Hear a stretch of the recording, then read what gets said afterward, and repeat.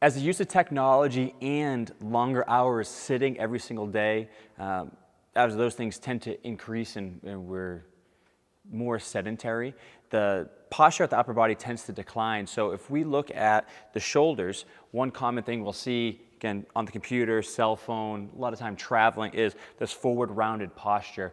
When that happens, the shoulders tend to go into a position of more of an internally rotated position. So muscles like the pec major, the subscap, the lats, these muscles which internally rotate the shoulder become shortened. So the muscles through the upper back are then lengthened. Those shoulder blades shift away, and it develops this more of a poor posture position that can lead to problems if not corrected. So what I want to look at today is 2 exercises, a very simple progression on how to restore external rotation through the shoulders. So if you're someone that you know you have poor posture, you sit at a desk all day, or you're sedentary, this could be something to use as an assessment to see, okay, how much range of motion do I have at the shoulders? Is this something I need to work on? And if you notice it's something you need to work on, you can actually do these 2 exercises to help improve flexibility at the shoulders. So the first one we're going to do is just a basic shoulder rotation.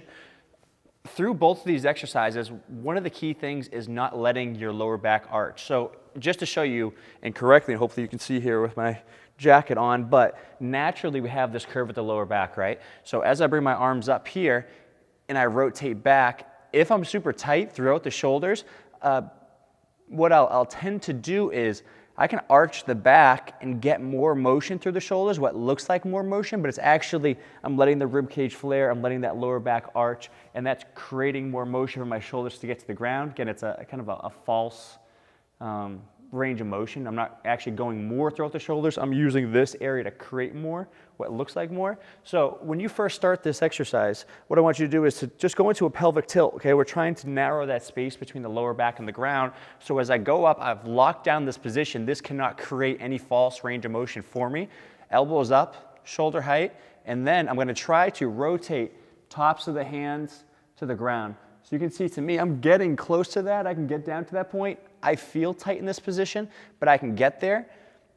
So for me, I could either elevate myself, put a foam roller along my spine, support the elbows and go so I can get more rotation, or the next step in the progression is to get into that position. So you can always think I'm more of in a W position right now. I'm going to go from a W to a Y.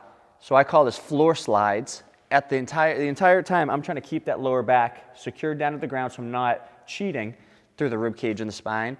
And then I'm going to slide up, which for me is very challenging, and then come back down to that W. So W to Y.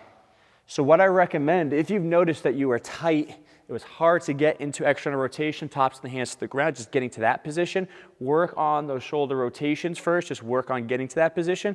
Once you can do that, 10 to 20 repetitions, you get down, it's no longer a big challenge.